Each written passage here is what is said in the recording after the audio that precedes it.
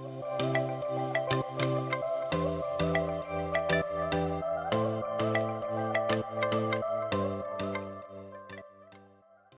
and welcome to Mindset Kitchen. Another episode, another amazing guest.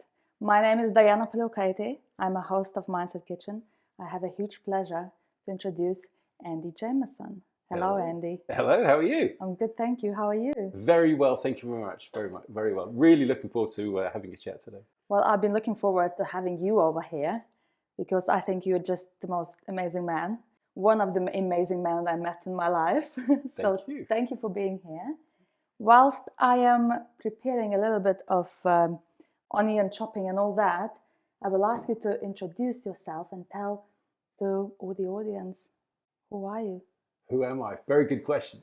Very good question. So I am Andy Jameson. I am 58 years old. It sounds like... Only? Exactly. It sounds like one of those radio shows, isn't it? Which it is. So in my life, I guess, I've been very lucky to sort of have three different careers. So I started off as a swimmer. So I was an international swimmer. I swam for Great Britain for quite a few years from age 11 to 23. Which was really fun. And then I also then joined the BBC television commentary team for swimming. So I've been the voice of swimming for the last 35 years, which is amazing. So it's almost as long as I'm on this earth. Exactly, which is bizarre. I keep on having to ask myself that question. But yeah, 35 years working for the BBC. And then once I finished swimming, I really enjoyed doing sort of simple maths and stuff like that at university, at high school. Then at university, I did finance. And so I joined banking as my job, graduate training program quite a long time ago. And I retired about 5 years ago, but I was lucky enough to end up running the investment bank for a large Japanese organization, Bank in Tokyo Mitsubishi, which was great fun. Absolutely loved it. Because I was there. That's the main reason, because you were there. No, we had lots of fun. I have to say, I mean, you are a very good example of. We were very lucky to bring together a super group of people, and I suppose in a leadership group, if you can get a whole load of fabulous people together who all are keen and interested, hardworking, and look after each other, as well as what we're trying to achieve, then it makes life much more fun, but also much more easy if you're going to try and hit exciting goals, which we did. We did very well.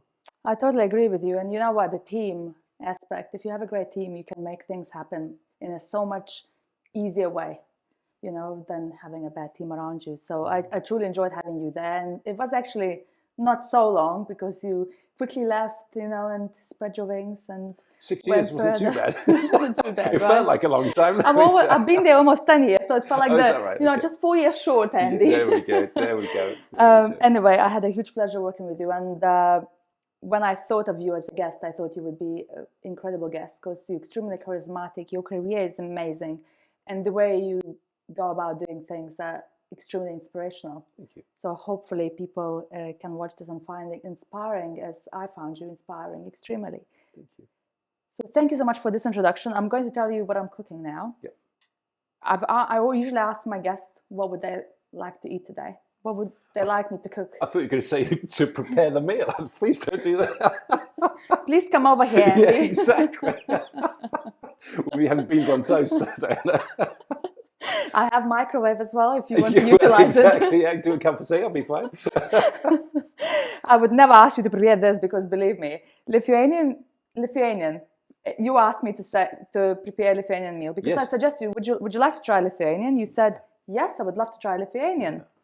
Lithuanian food is actually quite simple. It has quite a little ingredients. It's not French. It's not going to be 15 different ingredients and you're going to get foam at the top and all that. Yeah. But because it's so simple, it needs to be right. Right. And it's not always the easiest process. I've actually had quite a few goes with different dishes, and I chose this today. Fingers crossed it goes well. But I'm making these pastries, dumplings called Koldunai. Mm-hmm. They're quite popular in Poland, Russia, and I know loads of other cultures do it, but do it their own way. Mm-hmm. I grew up with this dish. My mom used to make, my grandmother used to make, and it's a delicious, warming, hearty dish. Super. That's me. Delicious, warm, and I'm whatever the words were. Delicious, warm, hearty. Yeah, there you go. Yes, so to prepare this, I'm going to have to do a sauce for you, which is bacon on onions and sour cream. Yeah. And then I'm going to roll some pastry, which I prepared a little bit earlier. It's just flour, water, and salt. You roll it out, make the shape, fill it with meat. So you can choose any meat, to be honest, or you can put any other filling. You can use cottage cheese, potatoes, mushrooms.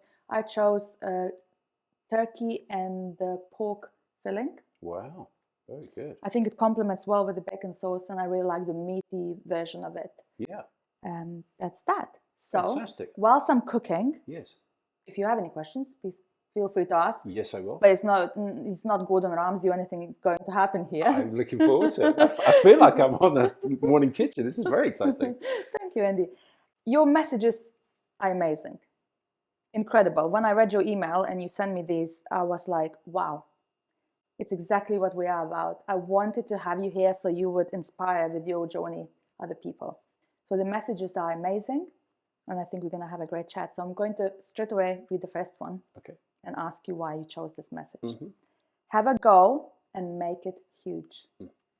I guess, going back to the start, my life really has been as a swimmer. So when I started swimming when I was about, I learned to swim before I could walk. So I was very, very young. And then I joined a swimming club when I was 6 or 7, 6 years old. I went once a week for 20 minutes. Wow. And then I just progressed from there. So I then went on and ended up doing 3 times a week when I was 9 years old and 5 times a week when I was 11 years old. And then I joined the national team when I was 13, made the British senior team and won a senior national title when I was 16. So it just sort of kept on going and kept on progressing. But in all that time, I was very lucky for a couple of different things, a couple of different times in that process where the goal, what I was actually trying to achieve, was always very, very clear. The first one was a little bit of not a mistake necessarily, but it was just one of those things that just happened to happen. Do you remember Snoopy, the cartoon character Snoopy? Yeah. So my mum and dad gave me a sticker for Christmas, and it had greatest swimmer in the world, and there was a picture of Snoopy, and he was on a lilo, having a sip of a drink, in the sunshine. But it had greatest swimmer in the world written on it, and I had it on my bedroom wall, right next to my bed. And every time I went to sleep, I looked at this sticker. I thought, that's really cool. I'd love to be the best swimmer in the world. And then I went to sleep. And it was just amazing that from that start, and I loved swimming. I was lucky, I suppose, when you're a kid, you enjoy doing what you can beat your little mates doing. It's always a little bit fun. So I played a bit of football and I was okay, but I wasn't better than everyone. I was okay at running, but not faster than everyone. I was okay at cricket, but kept on getting caught. But swimming, I could do the swimming, and I won my little race. I was based up in Liverpool at the time, so I won my little race there. So then I did the next one, and I won that little race and trained a little bit harder. But I was very lucky that I always had this very clear goal from that day forward, and it's just stayed with me. So it stayed with me through all of my swimming life, all of my commentating life, and then certainly into investment banking. What is the goal that we're all trying to achieve, and then how are we going to go about doing it? I love that. So you had always that goal, and it started with a sticker. It's incredible how little things just, go into our mind and stay there, and then it becomes your goal. Mm-hmm. And when you set huge goals, at that time, it was huge to you. Mm-hmm. Yeah. For example, when I came up with the idea for Mindset Kitchen, bear in mind, I studied law, I went into banking, start working my way up. Mm-hmm. When I decided to launch Mindset Kitchen, that was huge to me. Mm. But the plans that I had for it were even bigger than I could comprehend. Mm. And they still are. Mm. As I'm standing here, the plans that I have are huge. And if I say to someone, I know they're huge because they're like, ooh, yes. Wow. Yes. As in couldn't I get that? Yes. So I love that reaction. That reaction even confirms that these are huge. Yes. And they're not just for everyone to achieve. But I will achieve it because they are huge, and I'm going to make it happen. So I love that particular message, to set huge goals. Yes. Well, I love how you just described it, because what we say in sport and certainly in business, when I was running the investment bank, was if your goals aren't big enough, scary enough, hairy enough, crazy enough, if they're not big enough that they scare you, then they're not big enough. And so trying to set a really good, scary, hairy, crazy, huge goal, try and be the best swimmer in the world. That was very important to me. And, just try and be, do we want to be the best investment banking business in the world? Be quite specific. One of the things that I really feel is enormously important, and I'm sure you've done it with your Mindset Kitchen and in sport, it's amazing how useful and how important it is to write down your goal. And if you can write down your goal, you're so much more likely to achieve it, whatever the goal is.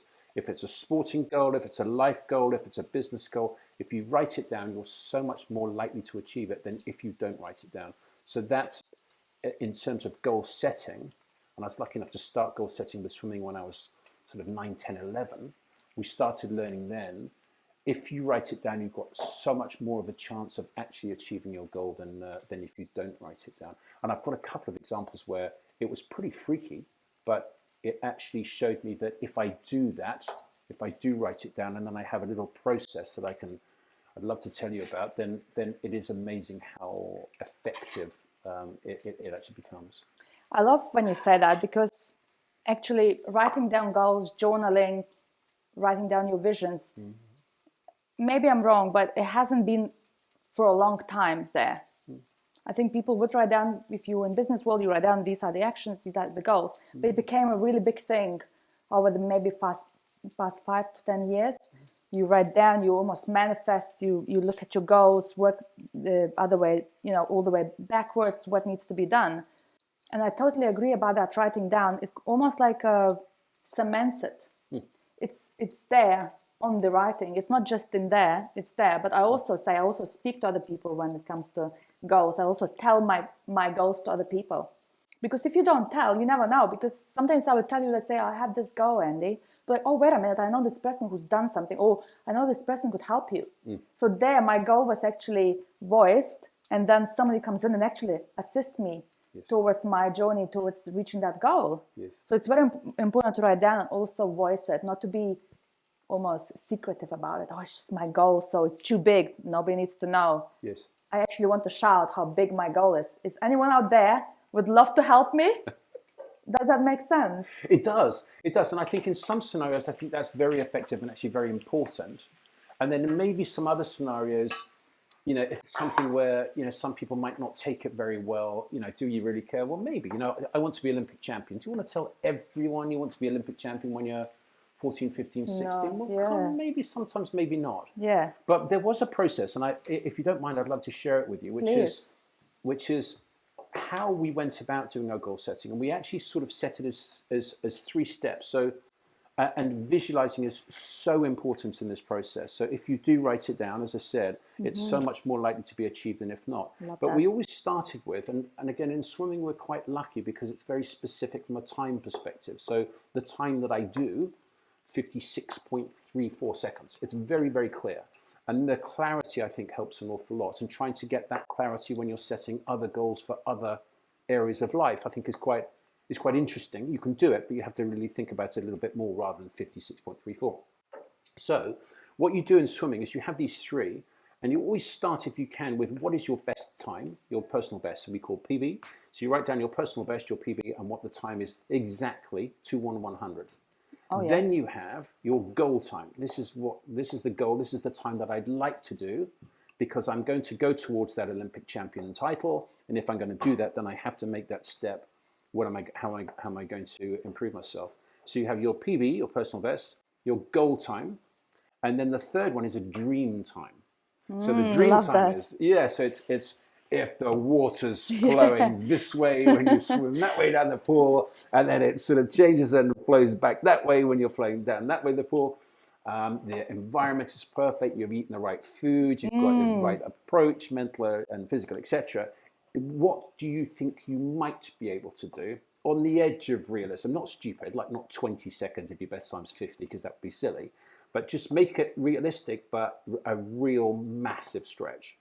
And if you write those down, so you have PB, goal and dream time, Love that. it is amazing what you can achieve. And I've got a very long story, which I'll try and make very short. But when I was 17, I went to the Commonwealth Games in Australia, my first major international championship. And it was really, really fun. So I went over there and I was not ranked at all in the world. So I was just going along for experience and, see what I could do, see if I could enjoy this whole process. And so I was lucky enough to do this goal setting process, the steps of 3. And so my coach made me write down my PB, my goal and my dream time. And the PB was what my best time was. The goal time was a time that I thought might be fast enough to make the final, which was faster than I could currently go. So I had to do faster than my best just to make the final. And then the dream time was just way out there. And so anyway, wrote them down, looked at them, put them by my bed, went to sleep, woke up in the morning, and then we tried to do everything we could to try and achieve the goal time if we could. In the heats, I did just about the goal time, which was good enough to make the final, and I wasn't meant to. So I was 17-year-old, so excited. So then we said, okay, fine. Now you've achieved that. The dream time is very quick. Should we have a crack at that? Yes, we will, because it's written down. We've done it, and it was 2:05.95. I'll never forget it. So it's 200 meters backstroke. Time doesn't necessarily matter, but the time specifically was 2 minutes 5 seconds 0.95. Wow, that's precise. And it was very precise because it's quite important to see it. And very, very long story. The time I did in the final, and it freaked me out completely, was 2:05.95, the very time that I'd set about 5 days before. And it was 4 seconds faster than my lifetime best. So it was way out there. Wow. And from that day, you just go, does goal setting work? You better believe it does. Does writing it down work? Oh my goodness me, as a 17-year-old, I'm just freaked. I'm getting funny feelings right now. Just think about it. I love this. It was amazing. And so from then on you go, should I leave it to luck? Hopefully the wind's blowing in the right direction will blow me in the right direction. Or am I going to actually write down my specific targets and make sure that I can start working towards that specific goal? Well, write the darn thing down, because it makes a massive difference, let me tell you. I'm just holding this like, Andy, this is incredible. It was great. I love this. And you have this amazing message to refer to about talking about these goals. Because people say, set goals. But the fact that you came right on that, it's incredible. It's to 1/100th of a second. Wow. If you go like that, that's about 10 100ths. So you chop that into 10, and I hit it to the exact time, and I'd set it 4 or 5 days before, probably a little bit longer before, but when I got out to Brisbane as a 17-year-old.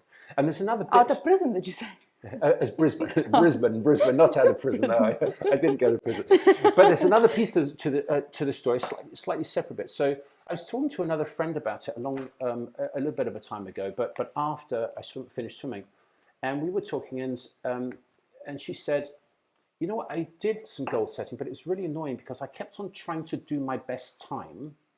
And I hit my best time, and you won't believe it, more than 10 times I hit my best time exactly. I hit my best time, and I was like, why would that, how could that possibly be? And the time happened to be 1:17.3. It doesn't matter what the race was, but it was 1:17.3.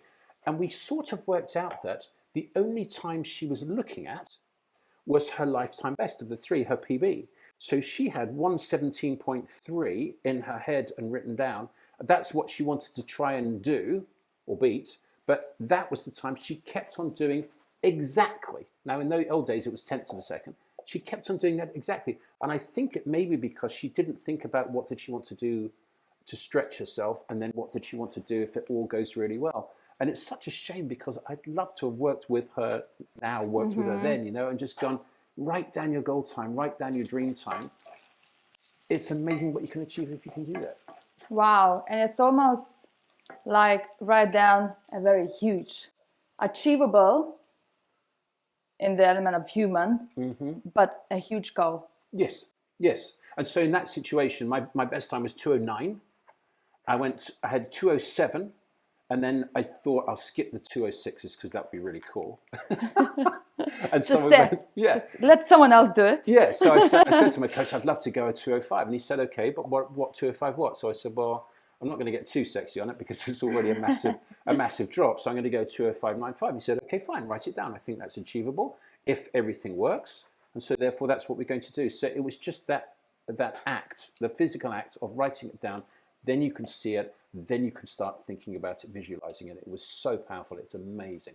Apply that to life generally, and Diana, I tell you, it's amazing what people can achieve. I love that. I absolutely love that. It touches my heart even because I've been writing down about Mindset Kitchen for a while and writing down all the things like the way you say it as well, looking back, at what can I do now as I'm able. And I can do quite a few things, but to do that, it's big. Yeah. And then I set myself on the journey. And you say that bit that you just mentioned, which I do all the time, is visualization. I think it's so important to visualize that. I actually recently wrote a blog on that. Visualize and see yourself doing it, imagining it, feel it. How would that feel like? What would it give you?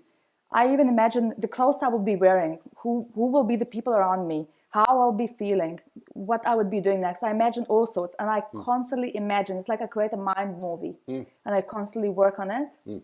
And I recently read in Joy Dispenza's book, Mind Movie. Now I have a name for it. I've been doing the Mind Movie for a while, but now I call it Mind Movie because I love it. It's actually a program called Mind Movie as well. You can create it. So visualizing, setting huge goals, writing them down, produces Andy Jameson. Well, funny enough, in the Olympic swimming pool, that's exactly what we did.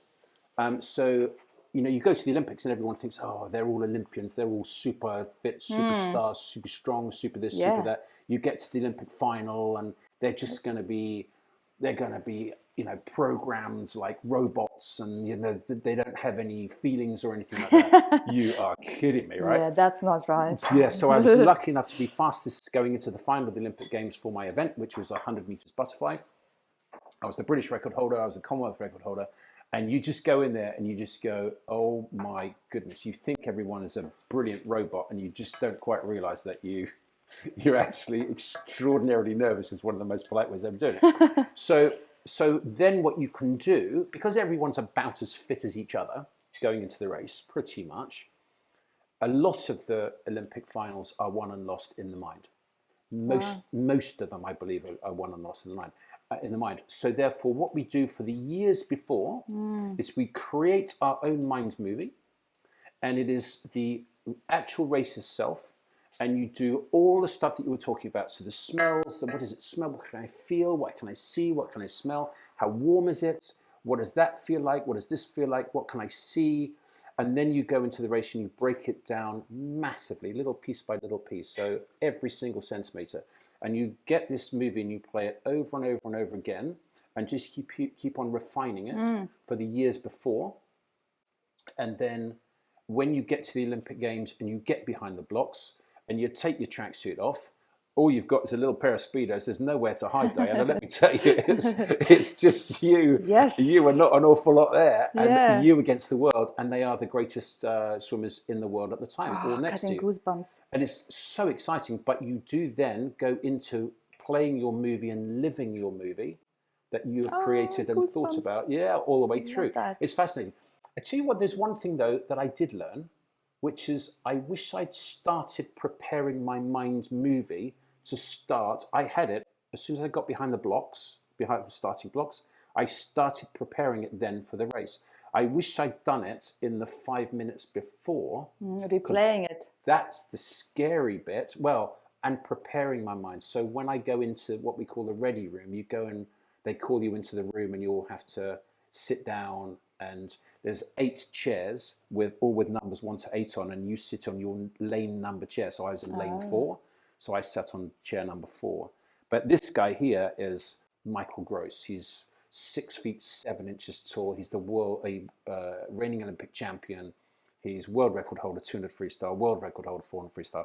He's massive. He's got a great big nose, and he's sitting right next to you. And you're just going, the last place I want to be sitting is next to this guy. And that's where a lot of the mental stuff gets just lost and destroyed.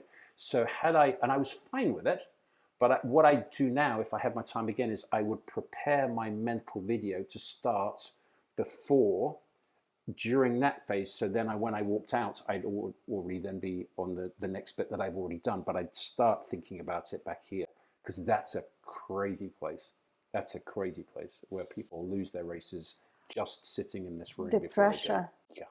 Wow. Yeah. And then you're comparing yourself. He's stronger. He's done maybe more. You're thinking what he's done, what you haven't done. Also, almost you're attracting all sorts of negative thinking. Instead, you actually probably would be like, I'm amazing. I'm going to do this. But naturally, as humans, we go into that. Oh my God. Exactly. My arms are matchsticks. My legs are jelly. My legs are jelly. Exactly. My concentration is all over the place. This German guy looks so strong. The guy on this side, the big American, he's got the big American tracksuit on. He looks like, Joe American with his lovely haircut and all that kind of stuff. How could I possibly beat those guys? Well, I was lucky enough that I did swim against them quite a lot, so I knew them reasonably well. So I was okay in that.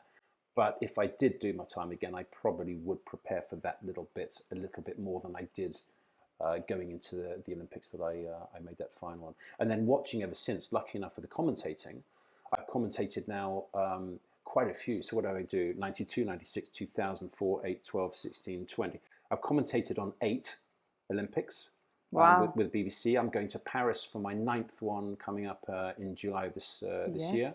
And that'd be really fun. Michael Phelps won 28 Olympic medals. I commentated on all of them. And just watching somebody like that do what he does it's an education, but it's an honor, but it's amazing to see what he does. I want to know how he does it. I want to know everything. Well, there's some things he did do actually. And one of them is, I don't know if you use them in Mindset Kitchen, but coping strategies, because the world is going to throw pretty crazy stuff at you. And always. Yes, and you can never quite anticipate everything, but you can anticipate quite a lot. There's quite a lot of stuff that you go, that might happen. And if it does chuck some pretty weird stuff at you, can you prepare a couple of little coping strategies for each scenario that might happen? So, for example, that's good advice. Here's a crazy one. Olympic Games in Athens in 2004. It was the final of the synchronized diving. So that's when 2 people go on a diving board next to each other and they go technical, boing, boing, splash. They do exactly the same thing through the air, and they do it. So 4 dives have gone. Chinese are leading. America's in the hunt. Australia's in the hunt. Russia's in the hunt. It's all very exciting. The Greeks are also there, but they're there in the final because it's the Greek Olympics. So they've been invited to go, not necessarily because they were one of the best teams in the world, but because it's the Greek Olympics, the Greek team gets to be invited. Anyway, what could possibly happen between the 4th dive and the last round of dives that would throw everybody off? Not an awful lot. Some guy comes out of the crowd wearing a pink tutu, ballet dress, with the words of a local gambling company across his chest, climbs up the diving board, jumps up and down quite a lot, and then does a belly flop and lands in the pool. And so the whole meet is stopped for many reasons, but one of them is security reasons, because they shouldn't have people coming out of this crowd. And so the meet stopped for 2 hours. Oh no. And so all these poor athletes, they're just going, oh my God. They had it ready now. Yes, exactly. And so what they hadn't all done was had a coping strategy for the meet stopping. And you go, well, why would you ever do that? Why would you ever think a guy in a tutu is going to come out the crowd and stop the meet? Well, funny enough, what actually happened was the Chinese really only had to just complete their next dive and do it properly, but just complete it and they would win. One guy went one way, one guy went the other way on a synchronized diving, so they didn't score. So so synchronized. Yeah. Then the Americans went, they mucked it up. The Australians went, they mucked it up. The Russians went, they mucked it up. Pretty much. The Greeks won the gold. The Greeks won. It wasn't even meant to be there. The Greeks won the gold. So that was utterly brilliant. But then you go, well, that's so unlucky, because that how would you ever have a 2-hour hold up for a competition like that? And then you go, well, actually, let's sit and think about how many different things could happen to hold up an Olympic final. somebody's sick in the pool. I'm sorry, you know, when I'm in mindset okay, kitchen, I do apologize. Oh, no. It's not quite. I can handle. Somebody's sick in the pool, so they got to fix it. The lights go off. There's a fire alarm. Oh God, so many things could go wrong. Well, I did it with a group of guys I was working with. We came up with 28 different reasons why a swim meet or a diving competition could be held up for 2 hours.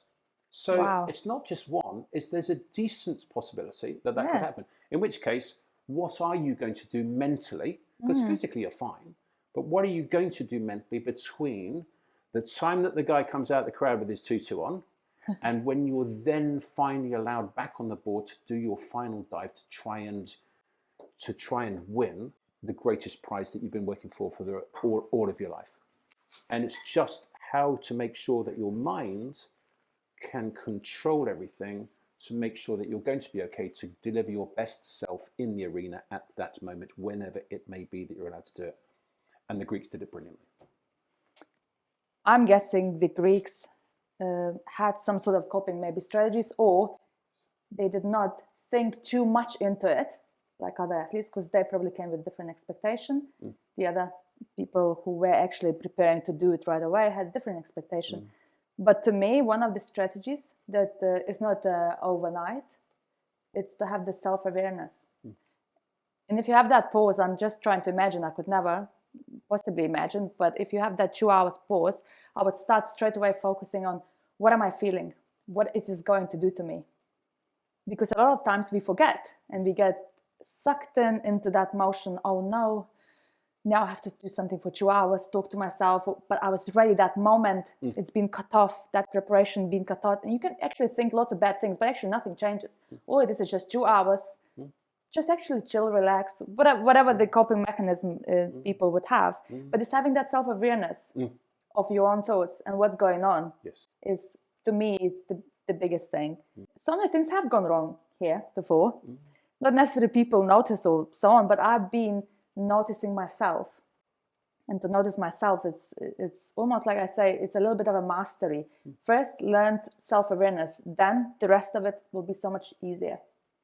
So that would be one of the coping strategies, I would say, is master self-awareness, which is not the easiest job. It will take a while and take a lot of internal work. Yes. But you can do it, and I assume the mindset is so crucial to Olympians. Absolutely. And that is very important. And a really interesting one in those scenarios is your mind can play all sorts of funny games with you. So sometimes you might get really stressed out about it. And so then you have to have some coping strategies to calm your mind down and just chill. And sometimes it's easy to go, oh, just chill, you'll be fine. Yeah. Well, easier said than done sometimes.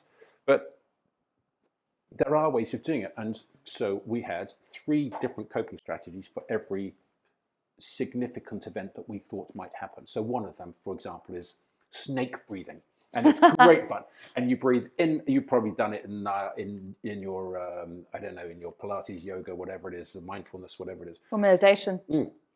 But you breathe in through your nose for 4 counts. 1, 2, 3, 4, and then you breathe out through your teeth, and you can control it for 12.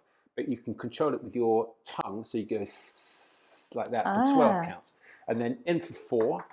Out for 16, in for 4, out for 20, in for 4, out for 24. So you go up in 4s every time you breathe out. And it's amazing how much you can control it. But it's also because your mind is thinking about your breathing and just relaxing and making sure your body is in a good place. You're not thinking about some muppet jumping up and down with his tutu on outside the thing. And it's just a very simple, easy way to try and control your mind and make sure that it's in a good place. And controlling your mind is everything in sport. And then you get into commentating. You have to control your mind there because stuff happens very quickly, and you're not allowed to say some things you'd sometimes love to, like holy moly. No. Yeah, exactly. Suitable for kids, remember? Exactly. Holy moly will go, or something like that. So you have to be very careful and aware of what you're doing there. And then certainly in business, all sorts of funny stuff gets thrown at you, and it's a very similar thing. You just have to make sure you're calm, in control. When the crisis has finished, it's still there. It still needs to be dealt with. You've still got to deal with it. So you can either go off and go crazy and get really upset about it, or not. But it's still going to be there. So you may as well or not, and just go, okay, fine, let's take a breath. And then what are we going to do about it to sort the problem out? And I think it's a good approach if you can, but you've got to practice and learn and listen to Mindset Kitchen and learn all the things that you can do. Thank you, Andy. Wow, I love this.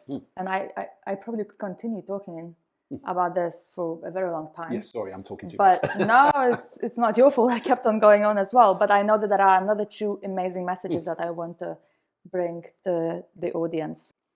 Have a go. You never know what might happen. Yes. Love this. Yes. Have a go. You never know what might happen. One of my favorite sayings is shoot for the moon, and even if you miss it, you still may end up amongst the stars. And it's one of those things where if you have a crack, you just don't know what's going to happen.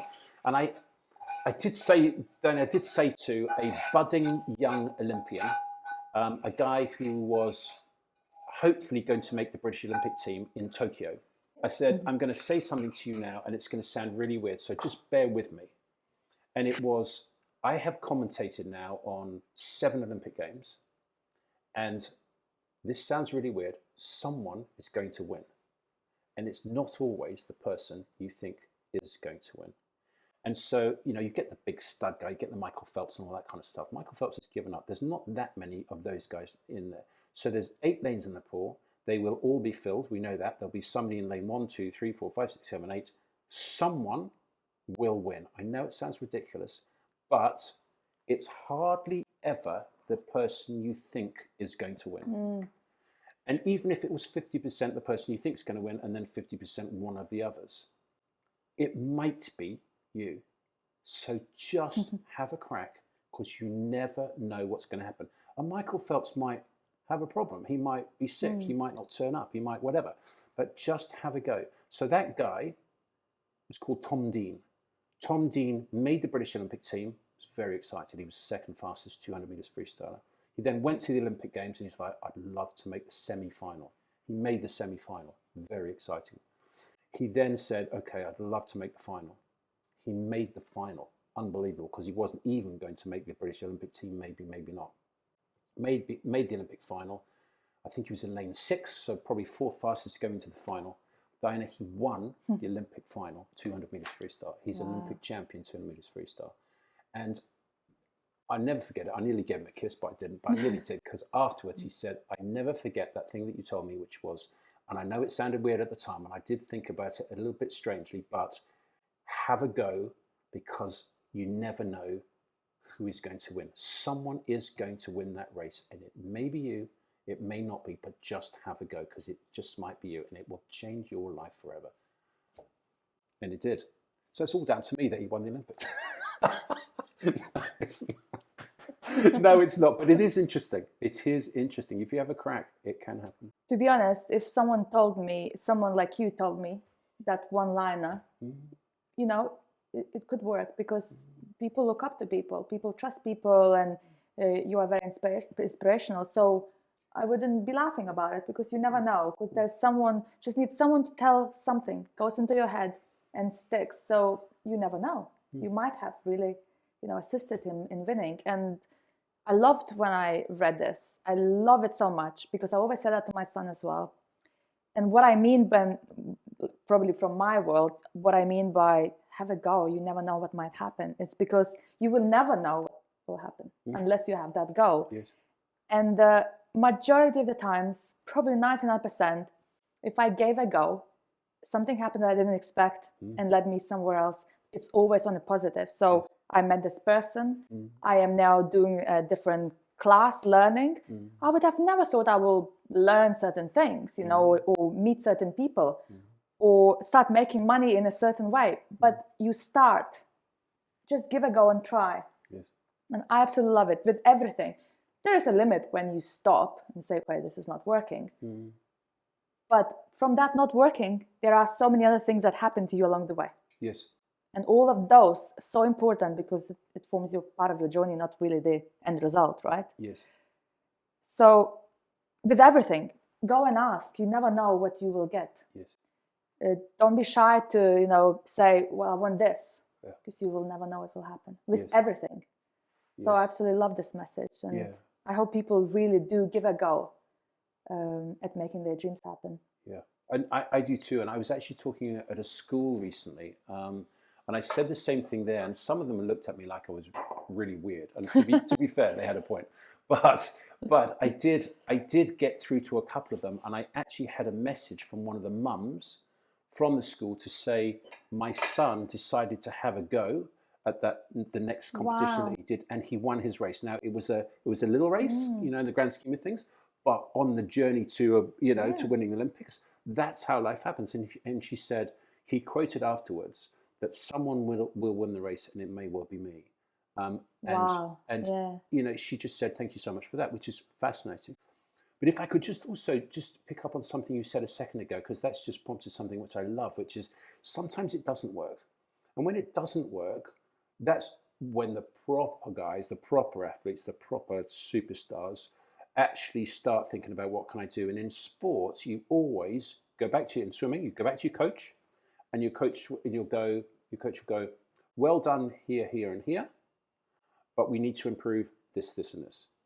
And so therefore you have the wash-up session afterwards. You have the what's happened, how can I get better so I can go from my PB to my goal to my dream. And then you can reset them, and now my dream time is actually my PB. So then you've got to set 3 more.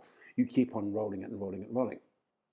But wash-up sessions in sport is natural. You go and see your coach every single time you finish, and your coach goes, well done, well done, well done. Better here, better here, better here. In business, it doesn't often happen. Or in life, it doesn't often happen. I understand it didn't quite work. What can I do to make it better? It doesn't often happen. It's quite interesting. And one of the things that I really found that sports does very well and business doesn't do as well. And there's things the other way around as well, of course. But one of them is wash-up sessions. The honesty in a wash-up session. Did I really explain it as well as I could have done to my clients? Did I really think about it and did I talk over them like I'm talking too much now maybe? Did I talk too little? Did I let them understand it properly? Can I do this better? Did we have too many pages in the pitch book? Yeah. Did we have too few? All those kind of things. How are we going to make sure that we get better next time? And I found it a really interesting observation that in business, it doesn't really happen as much as I thought it would do. And you know what? And it's a shame a little bit in a way, because by simple example, so many times I have filmed, and probably if people watching from episode 1, they would probably notice that my angles have changed, the lighting have changed. Perhaps I have changed. There are so many changes. But what happens is after every episode, we film it, and then I watch and see what could be better. That doesn't put me off. Oh, right, well, that didn't go well. Right, that's probably not going to work.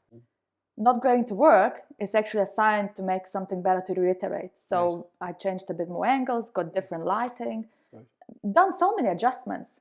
From episode 1 to now where we are, it's been constant learning process. It's not actually... It hasn't even gone well a single episode. I promise. Hopefully this one is the one. Anyway, I welcome those mistakes. Yes. It's all a part of making that first step, having a go, and working, improving constantly. And if you have those wash-up sessions, I have them too. And my video editor gives me lots of feedback that makes me like, whoa, all right. Lots of things need to be changed. And you do, and you keep on going. Yeah. And I think it's a very important message, just give a go. Indeed. Well, that's all we have to do first. I've watched a fair few, and I have to say they've been very, very interesting. So I'm looking forward to seeing how this one comes out. Having said that, I'm talking about learning, Diana. Would you mind if I just ask you? You've been doing a lot of stuff. I'm going to tell exactly. You've just been doing a lot of stuff, and I've been watching you rabbiting on. But I'd love to know what it is that you've just done, because you just produced something that looks fantastic. But I saw you chopping onions here, and then after that, I was talking. Tell me what you've done. I didn't want to interrupt because I absolutely enjoyed this conversation. But so I rolled the pastry out. Yes, I saw that. And then I put some meat inside, and I form the shape. The shape is actually what my grandmother used to do. There are lots of different shapes. You can just keep it like that as a little half moon. I like to roll it and join the half moon together so it makes a little circle. And what I've done, I just boiled it. So you boil it for maybe 10 minutes. When they all go up in the surface, I boil a few more minutes. And then I took it out now. I'm letting it a little bit to just dry off the actual water. I put the pan on, and what I'm going to do is slightly fry them. It's almost like gyoza in Japanese, right? It's slightly fried. It's different dough, so it's not the little thin dough. It's a bit thicker. But when you fry, that's a little bit a different level, I guess. A little crunchiness, a little extra flavor. So we'll fry it. It will make lots of noise, but you have a good voice. So I think we'll manage to let people hear us through the all this noise of the oil, and then I'll finish off with the sauce. Okay, so could I just ask you, what was in the? I saw you rolled it quite thin, but what was in the dough? Is it like bread dough, or is it? Oh no, just the flour and water. Just flour and water. Oh really? Yeah, and a bit of salt. That's it. Yeah. Okay. And then you put those. Was it just the meat, or was there a mixture of different meats and stuff in it? What was in there? Thank you, Andy. So actually, I put turkey and pork mince. Okay. With some onion inside. Yum. And salt and pepper. Right.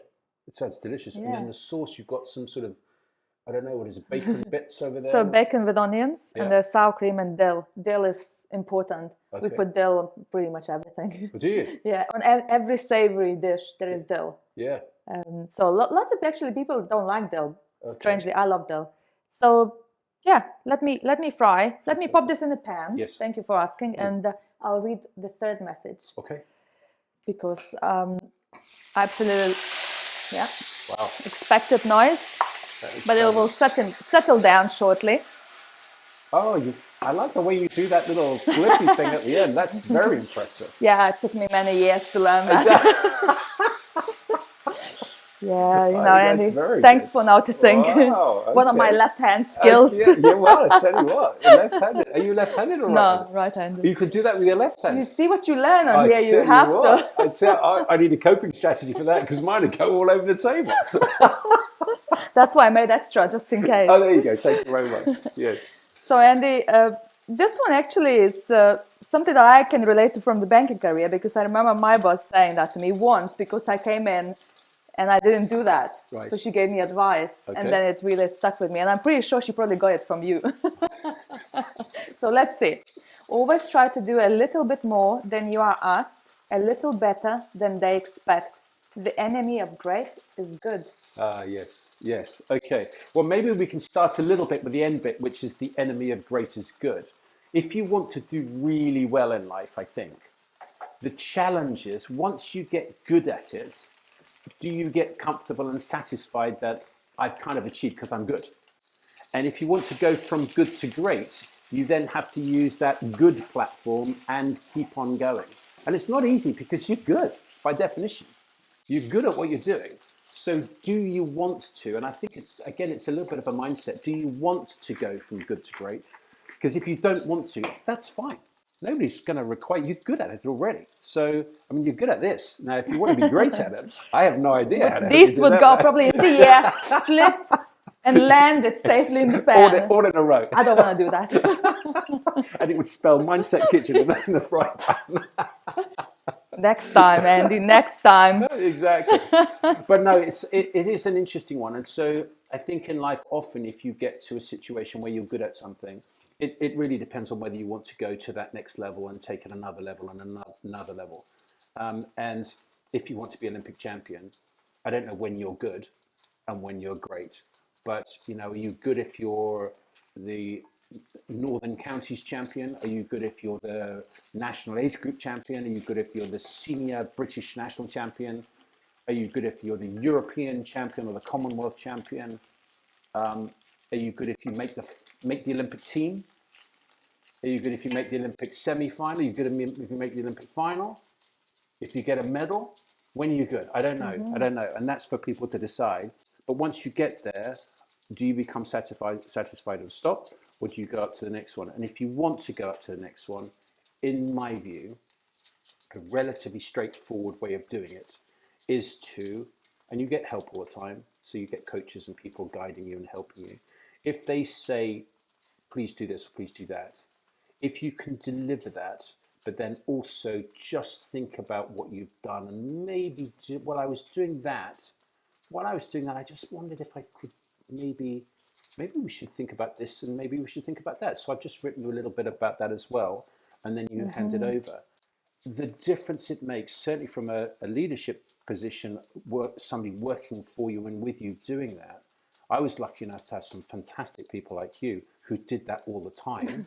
Not all the time, probably. No, you're too nice. Well, so much. And it's so great to receive because it makes my life much easier.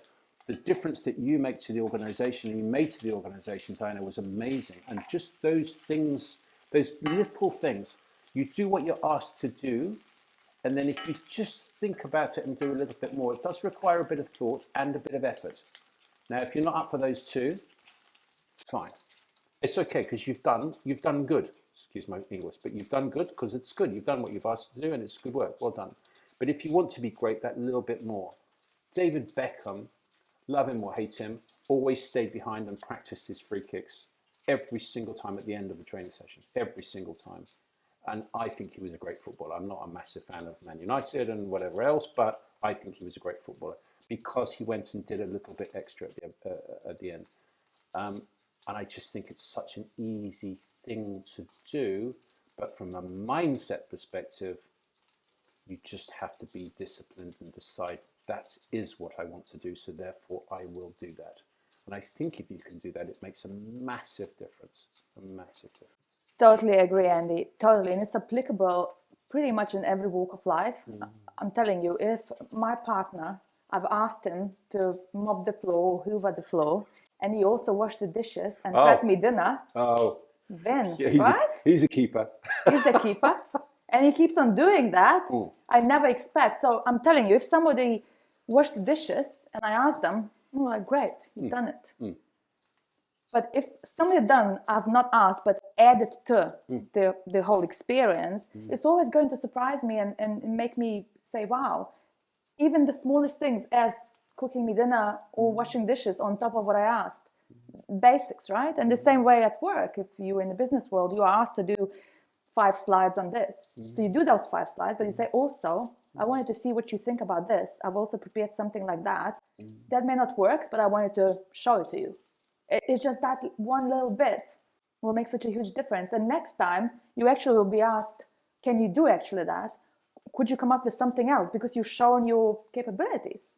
So it actually shows you the kind of person you are. You are trusted, you are good at what you do, and you have that, I always talk about growth mindset. So when you think you're good, can you become better? You always have growth mindset in your head. It's that book, Carol Dweck. Some people are really good at what they do and they're good, they settle. But if they do not continue becoming better, the other people who have the growth mindset will come and overtake you very quickly. So with the growth mindset, also I think it joins in with that message. You will continue getting better and better. Yes. So I love this. Absolutely. And it applies in so many areas. And if you want to go back to sport, if your coach asks you to get your hand entry position in exactly the right angle, and you try it a few times and you're nearly there, you can stop because you're nearly there, and it's really good. You know, you've improved it because it used to be here and maybe it needs to be there, so you've moved it and it's good.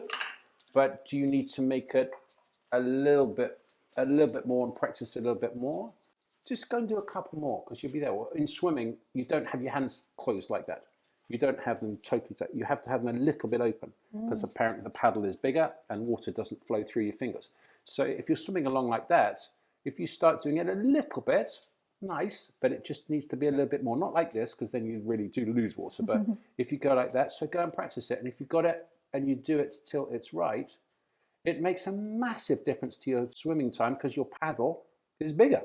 Your paws are bigger, so you swim by. It's basic and simple. But if you can practice it and get it right, and then next time when you've forgotten it, go back and practice it again. Business is so straightforward. Just do a little bit more than you asked to, and people love it.